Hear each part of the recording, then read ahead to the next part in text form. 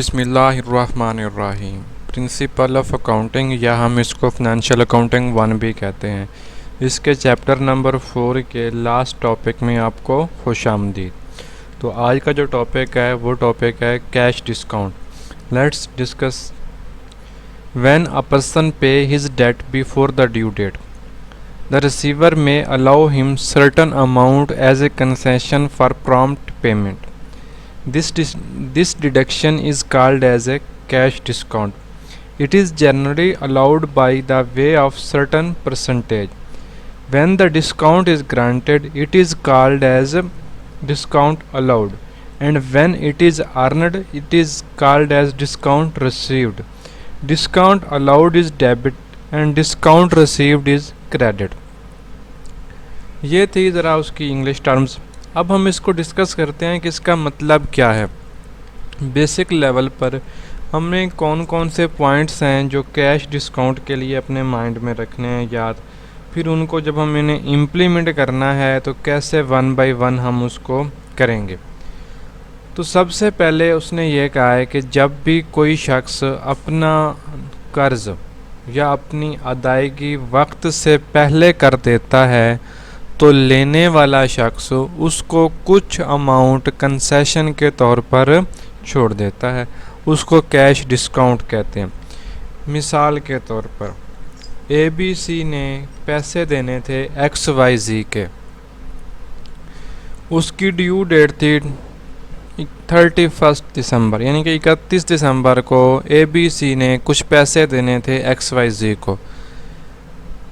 अब ABC के पास पहले कुछ पैसे आ गए और उसने वो पेमेंट कर दी अक्टूबर या नवंबर में, तो XYZ उसको जल्दी पेमेंट करने के लिए कुछ डिस्काउंट दे देता है, कुछ पैसे लेस कर देता है, तो उसको हम कहते हैं कैश डिस्काउंट। अब ये आपको डायरेक्ट नहीं दे देता कि अगर आपने 10,000 देना है तो मैं आपको 500 छोड़ दूंगा, 200। तो ये आम तौर पर बुक्स ऑफ अकाउंट में या बिज़नेस लैंग्वेज में एज ए परसेंटेज अलाउ किया जाता है। मिसाल के तौर पर कि अगर आपने पेमेंट वक्त से पहले कर दी तो मैं आपको 2% या 4% जितना भी हो सके मैं आपको डिडक्ट कर दूंगा, डिस्काउंट दे दूंगा, ठीक है। When the discount is granted, जब भी डिस्काउंट ग्रांट किया जाएगा, मतलब इसका उल्ट देखें तो जब भी डिस्काउंट दिया जाएगा तो वो हमें कहते हैं डिस्काउंट अलाउड। जब हम कोई बेनिफिट लेंगे तो उसे हम कहते हैं डिस्काउंट रिसीव्ड। डिस्काउंट अलाउड होता है हमारा एक्सपेंस और डिस्काउंट रिसीव्ड होती है हमारी इनकम। और एक्सपेंस को हम डेबिट करते हैं और इनकम को हम क्रेडिट करते हैं। एक दफ़ा फिर हम इस पैराग्राफ को समराइज़ करते हैं। कैश डिस्काउंट, कैश डिस्काउंट जब भी कोई शख्स अपनी पेमेंट जो उस पर अदायगी वाजिब है वो वक्त से पहले अदा कर देता है तो रिसीवर यानी लेने वाला शख्स उसको कुछ अमाउंट डिडक्ट कर देता है, तो उसको हम कहते हैं कैश डिस्काउंट। और कैश डिस्काउंट आम तौर पर ये परसेंटेज में मेंशन होता है।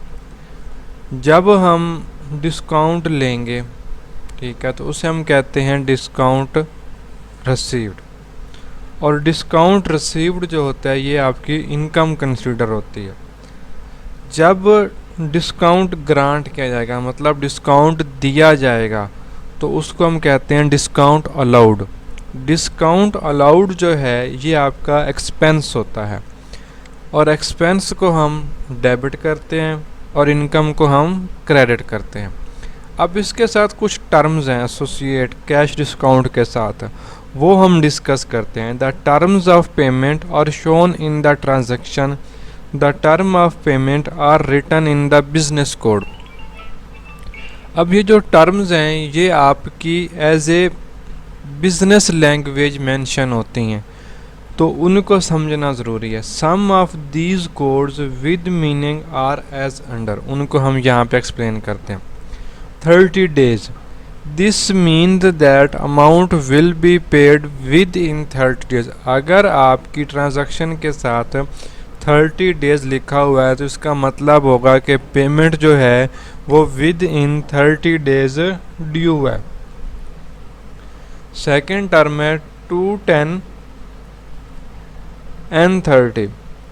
This means that discount of 2% will be allowed if the payment is made within 10 days. Otherwise, the total amount is payable within 30 days. तो इसका मतलब है कि अगर जिसने पैसे देने हैं वो डेट ऑफ परचेज से या डेट ऑफ ट्रांजैक्शन से, एक ही बात है, उससे 10 दिन के अंदर अंदर अगर वो पेमेंट कर देता है तो उसको टोटल अमाउंट का 2% डिस्काउंट मिल जाएगा। अगर वो पेमेंट 10 दिन के अंदर नहीं करता तो फिर उसको 30 दिन के अंदर पेमेंट करनी होगी और उसके लिए कोई डिस्काउंट नहीं है। मिसाल के तौर पर वो 10 दिन गुजर गया, 11वें दिन आ गया कि जी मैंने पेमेंट करनी है तो मुझे 2% डिस्काउंट दें, तो तब उसको डिस्काउंट नहीं मिलेगा, उसको फुल पेमेंट अदा करना होगी। Next term 2EOM N30. This means that discount of 2% will be allowed if the payment is made before end of month. Otherwise, total payment is payable within month. इसका simple is that आपको 2% discount मिलेगा अगर आपने payment end of month से पहले कर दी। Otherwise आपको total payment अदा करना होगी विद इन 30 डेज। मिसाल के तौर पर आपकी जो ट्रांजैक्शन थी उससे नेक्स्ट आप विद इन मंथ अगर पे कर देते हैं तो 2% डिस्काउंट मिल जाएगा, अदरवाइज़ आपको पेमेंट जो है वो फुल करनी पड़ेगी। ये थी टर्म्स और उसकी डेफिनेशन थी। ये बातें आमतौर पर आपके जो शार्ट क्वेश्चन होते हैं उसमें पूछी जा सकती हैं अगर कोई एग्ज़ाम के लिए तैयारी कर रहा है, या फिर किसी पेपर में, या फिर जो एनुअल एग्ज़ाम होते हैं वहाँ पर ये आपकी थ्योरी सब पार्ट में ये पूछी जा सकती हैं। अब हम इसकी प्रैक्टिस करते हैं। तो ये हमारे पास एक फॉर्मेट है, इसमें हम अब ट्रांजैक्शन करते हैं। An amount of ₹5,000 payable to Aslam was settled after deducting 2% cash discount. अब उसने इस ट्रांजैक्शन में बताया है कि 5,000 देने थे असलम को, लेकिन उसको पे करने से पहले 2% कैश डिस्काउंट मिल गया। अब आपको कितना डिस्काउंट मिला है जी? 2%। तो इसकी ट्रांजैक्शन पहले तो आपको वैसे आनी चाहिए कि अब हम पेमेंट कर रहे हैं, पेमेंट करेंगे तो डेबिट क्या करना है आपने? Account payable.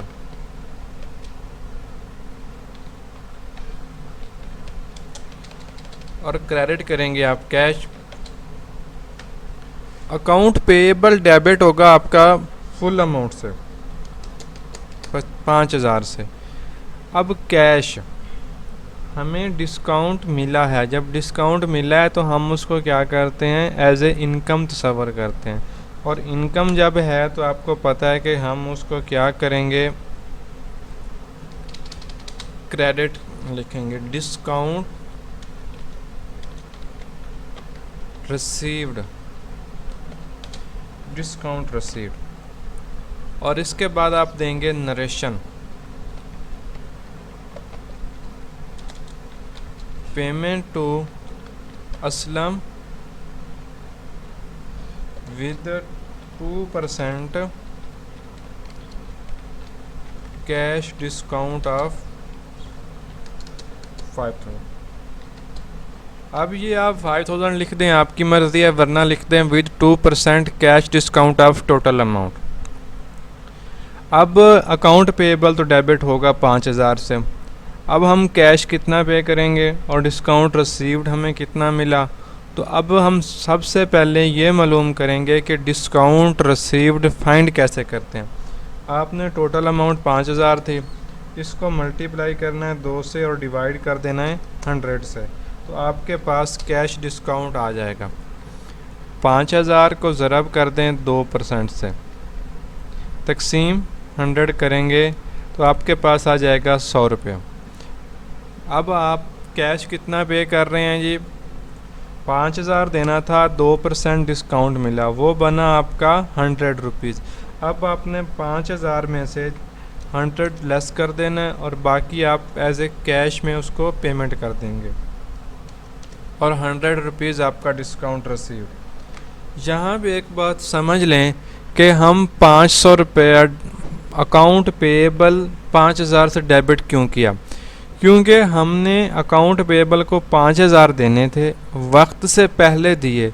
उसने कहा कि मुझे आप 5,000 देने की बजाय अगर आप मुझे 4,900 रुपया दे देते हैं तो आपकी तरफ से फुली पेमेंट होगी।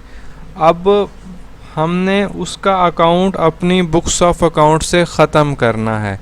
जब ख़त्म करना है तो हम उसको फुल अमाउंट से कर देंगे। 5,000 था, वक्त से पहले दिए, 5,000 से हमने उसका अकाउंट डेबिट किया तो वो कंप्लीट।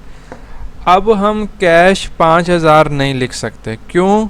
क्योंकि हमने 5,000 की पेमेंट नहीं की, हमने उससे लेस की पेमेंट की है। तो जितने की पेमेंट की है हम सिर्फ उतना ही लिखेंगे। तो हमने 4,900 लिखा। जो 100 रुपीज़ हमें मिला वो हम एज ए इनकम तस्वर कर लेते हैं कि हमें ये डिस्काउंट रिसीव्ड हो गया, ठीक है, ये हमारी इनकम हो गया। हम उसको एक अलग अकाउंट क्रिएट करके डिस्काउंट रिसीव्ड का इसलिए उसको लिख देते हैं। नेक्स्ट ट्रांजैक्शन पे चलते हैं। Salim from whom an amount of ₹10,000 was receivable settled his amount after deducting ₹300 as a discount। इस ट्रांजैक्शन में बता रहा है कि सलीम ने किसी से 10,000 रुपये लेने थे। सेटल डेट से पहले ये तय हुआ कि वो पेमेंट वक्त से पहले कर देगा और सलीम उसको 300 रुपया एज ए कैश डिस्काउंट दे देगा। अब आपने सबसे पहले तो डेट के कॉलम में जाना है। अगर हमें डेट दी होती तो हम वो पर्टिकुलर डेट लिख लेते। अब हमें डेट नहीं गिवन तो हम जो हमारे पास अल्फ़ाबेट गिवन है हम वो लिख देते हैं। तो अब हमारे पास होना है कैश रिसीव। कैश होगा debit, discount allowed debit, account receivable credit.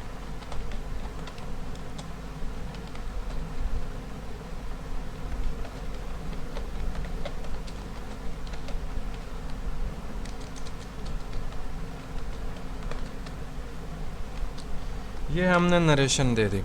Received amount from customers, कि हमने कस्टमर से अमाउंट रिसीव कर लिया।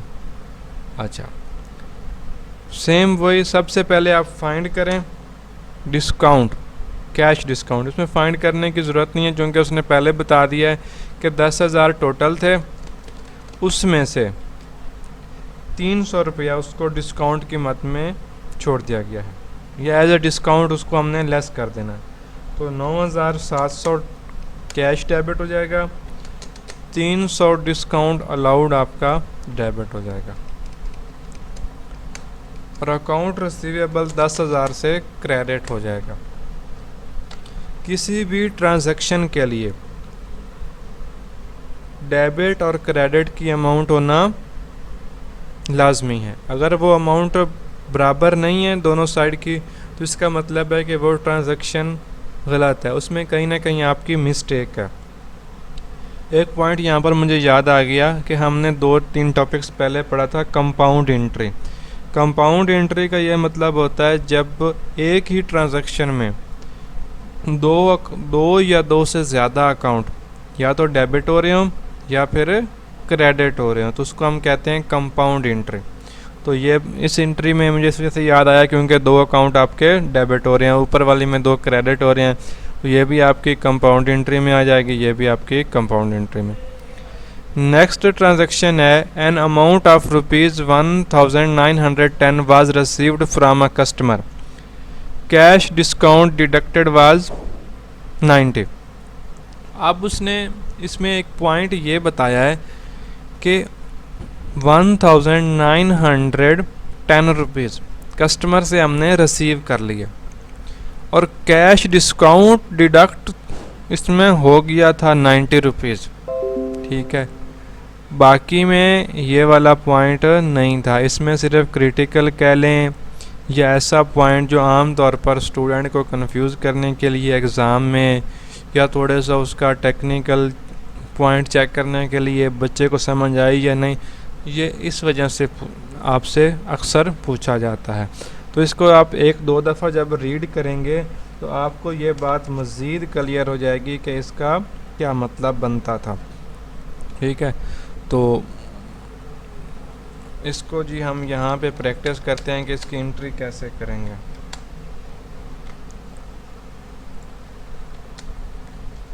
Cash debit, discount allowed debit,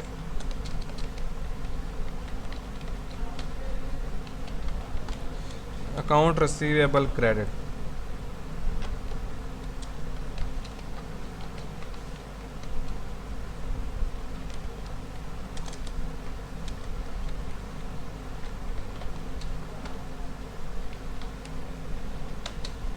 उसके बाद नरेशन दे देनी है cash received and discount allowed, कि हमने कैश रिसीव किया है और डिस्काउंट अलाउड कर दिया है कि हम वक्त से पहले पेमेंट करेंगे तो हम उनको रियायत दे देंगे। तो जी अमाउंट थी ये वाली, ये अमाउंट थी आपकी डिस्काउंट की, और क्रेडिट में जाएं तो आपके पास ये दोनों को ऐड करें तो 2000 बन जाता है। तो ये आपने क्रेडिट कर दिया। अब देखें तो इन दोनों को ऐड करें तो 2000 बनता है, और इधर भी हमने 2000, मतलब हमारी ट्रांजैक्शन कंप्लीट है। नेक्स्ट ट्रांजैक्शन है paid cash rupees 7900 and discount received 100। इस ट्रांजैक्शन में सेम पॉइंट है, सिर्फ पहली में डिस्काउंट अलाउड था और यहाँ पे रिसीव्ड है। वो कह रहा है कि हमने 7900 रुपया कैश पे कर दिया और डिस्काउंट रिसीव किया है 100 का, ठीक है। तो अब इस सिंपल एंट्री या ट्रांजैक्शन हम करेंगे डी।